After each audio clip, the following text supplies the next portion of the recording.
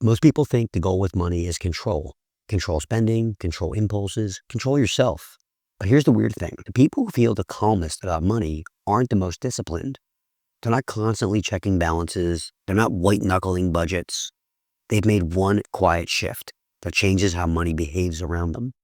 And once you see it, you realize most advice has been aiming at the wrong target. When money feels tight, the default response is effort. I just need to be more careful. I need to track everything better. I need more discipline. That sounds logical, but effort-based systems burn people out because you're asking your brain to remember dozens of decisions, fight convenience, override automation every single day. That works briefly, but then life gets busy. Energy drops, attention shifts, and the system quietly snaps back to default. Not because you failed, but because effort is fragile. Here's the actual difference most people miss. Stressed people manage money actively. Calm people manage money passively. Active management means constant decisions, frequent checking, ongoing restraint. Passive management means fewer decision points, clearer lanes, and less mental overhead.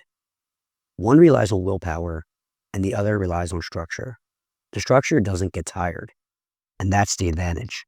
Most problems aren't just financial. They're cognitive.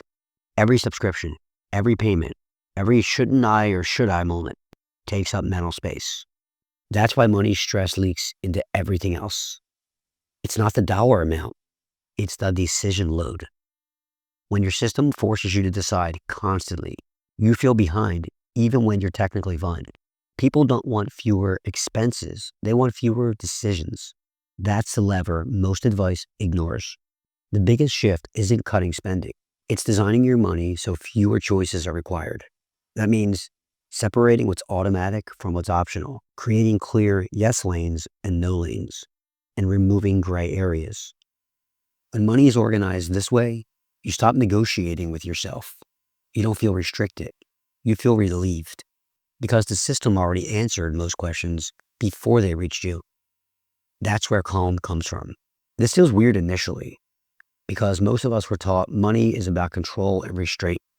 So when someone says, you shouldn't have to think about this so much, it sounds irresponsible. But it's the opposite.